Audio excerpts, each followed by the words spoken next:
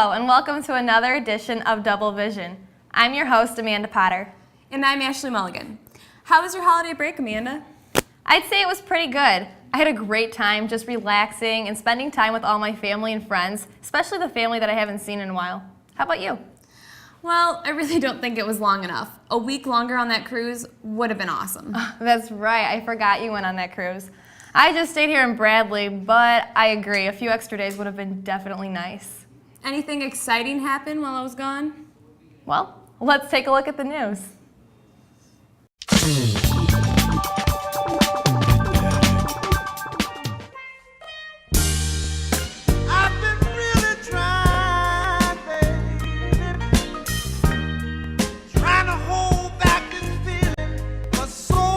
Thanks for the news, Bobby. Wow, it seems like I missed a lot over break. You did, but what Bob failed to mention is the new release of the Double Vision DVD. That sounds groovy. Well, be sure to pick up your DVD edition of Double Vision. It'll provide for a lasting memory for all your days here at BBCHS. Singing, we will rock you. Good day, BBCHS, and welcome to another edition of Obscure Sports. We come to you live from another undisclosed location to bring you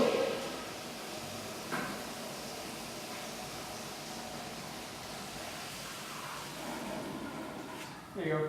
Thank you.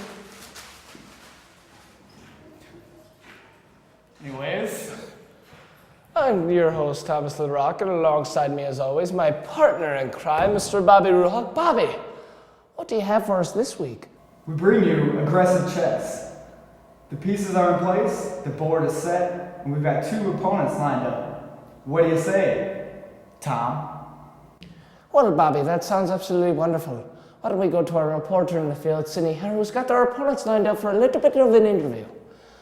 Why don't we go see what she's got? Sydney, what do you have for us, lass?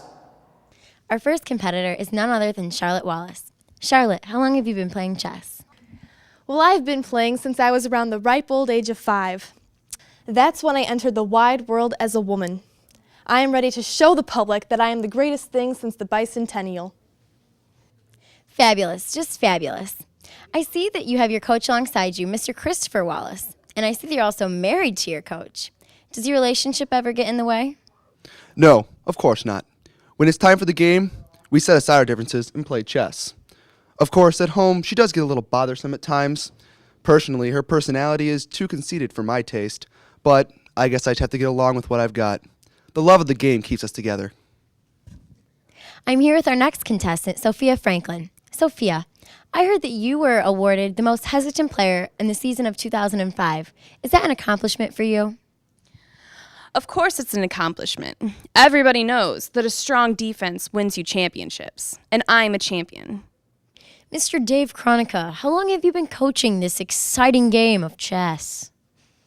Well, to be honest, I have to say I've been coaching since the bicentennial. And we're going to win today. I promise you that.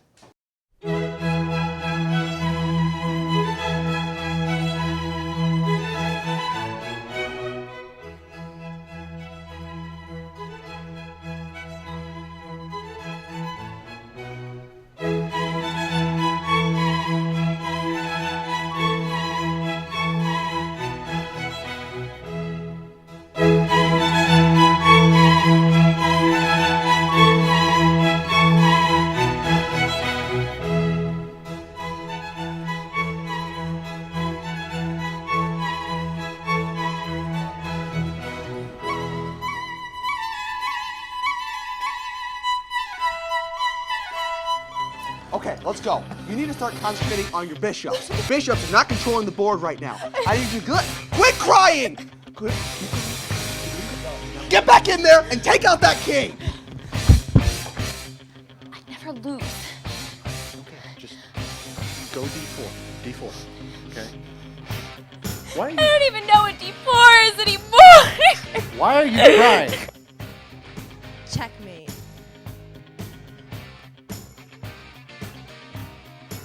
Charlotte Wallace wins it all. Unbelievable. Well, I guess Charlotte was just a little bit more aggressive than Sophia. Plus, I think the love of the game her and her husband share was the winning factor in today's game. Well, thanks for tuning in. Thanks for joining us once more for another Obscure Sport. I'm Thomas the Rock, and alongside me, as always, Bobby Rock. Thanks for tuning in. You have a great day. Appreciate it.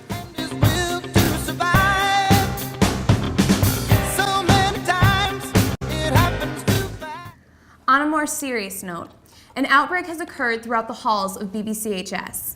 Indeed it has. It's affecting hundreds of minds every day in the halls. But I hear there's a new support group for it. Yes. Why don't we check out one of their meetings now?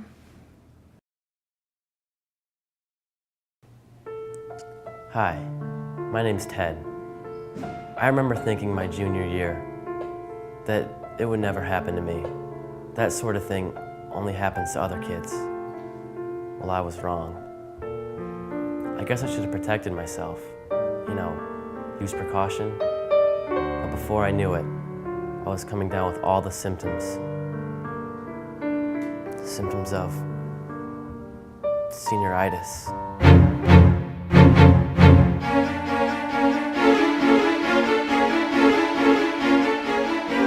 Senioritis, a strange high school affliction that can start as early as junior year, and if left untreated, can lead to social problems, legal trouble, and an extension of your time here. Another harsh reality of senioritis is that there is documented evidence that shows colleges have started to revoke admissions due to the strong case of this affliction. Studies show that almost 3 out of 5 high school seniors experience some form of senioritis in their high school career. So what are the symptoms of senioritis? Some of the more common symptoms are lack of ambition and motivation. I only have a little time in school left. I don't want to spend all my time studying. I would make the rest of my high school experience memorable. What's wrong with that? I don't mind being average. Displaying an I don't care attitude. Yeah, I used to be making all A's, but I figured with all the classes like this, I could slack off, graduate, and then get out of this school pretty much. Lack of interest or effort in homework. Senioritis isn't just a disease for seniors. I've had it since my freshman year. I'm a 4th-year sophomore. I suppose that's kind of an accomplishment, but I don't really see how I've done much with my life so far thanks to senioritis. Other common symptoms of this affliction are class skipping, procrastination, adopting a vampire-like lifestyle, increased daytime drowsiness and levels of sleepiness, as well as increased nocturnal activity. Some signs that senioritis is affecting your life are increased referrals at school and increased parent and teacher conflicts. So once diagnosed, how does one treat senioritis? Most say the only cure is graduation.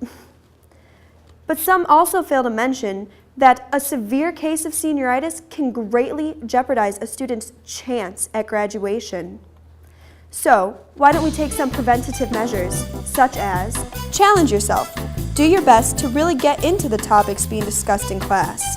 You'd be surprised how quickly class time flies when you get involved. When you're studying, don't just memorize facts and figures, think outside the box. Continue to set goals for yourself. Make schoolwork more interesting.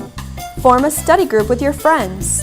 Invent academic games to make studying more fun and easier.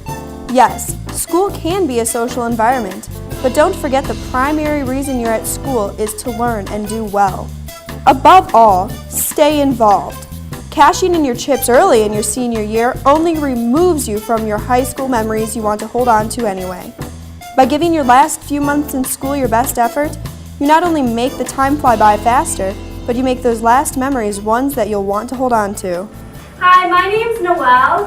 Hi, Noelle. I've recently been diagnosed with senioritis. And in being here today, I'm taking my first step for recovery.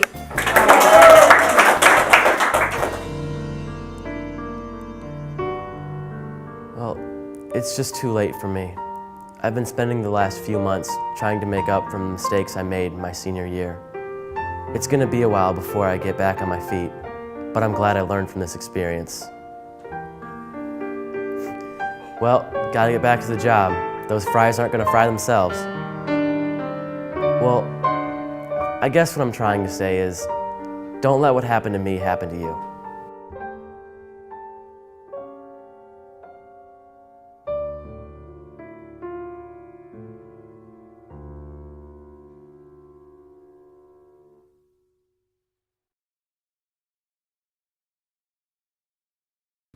Well, I'll be sure to check out that support group.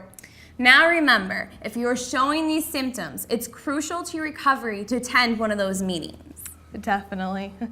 Well, that's another edition of Double Vision. I'm your host, Amanda Potter. And I'm Ashley Mulligan. Thanks for tuning in. See you next time.